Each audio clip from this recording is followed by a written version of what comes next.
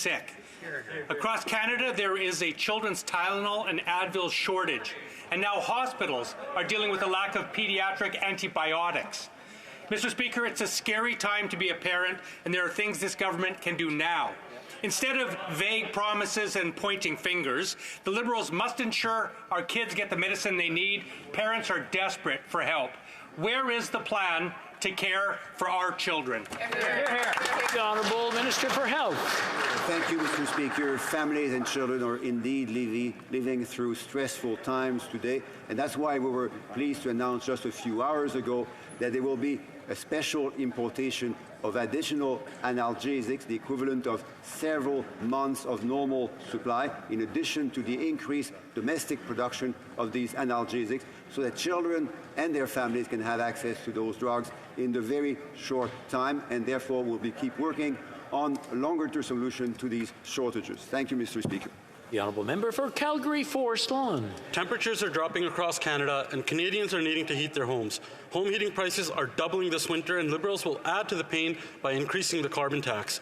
The Finance Minister's advice to families, though, cancel their Disney Plus.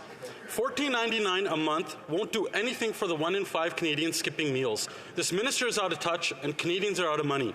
Why won't the Liberals give Canadians actual relief and cancel their plans to triple taxes on gas, home heating and groceries? The Honourable Deputy Prime Minister.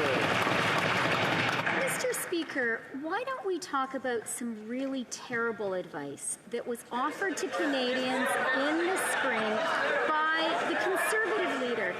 He urged Canadians to invest in crypto as a way to opt out of inflation.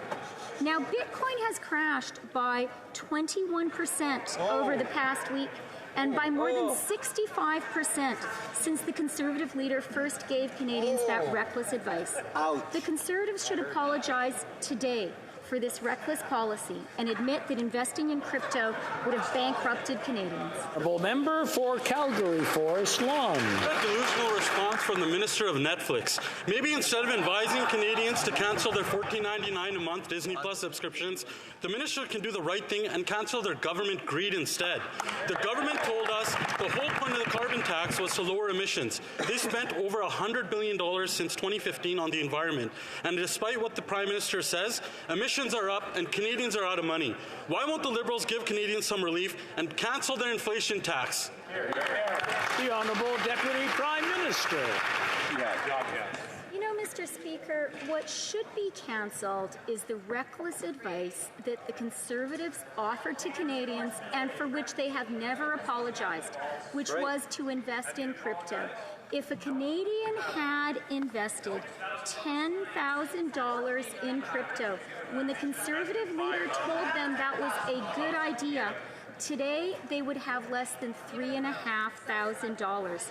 Wow. If they had invested in a crypto exchange platform, they would be totally wiped out. What should happen, Mr. Speaker, is that the Conservatives should apologize and withdraw that reckless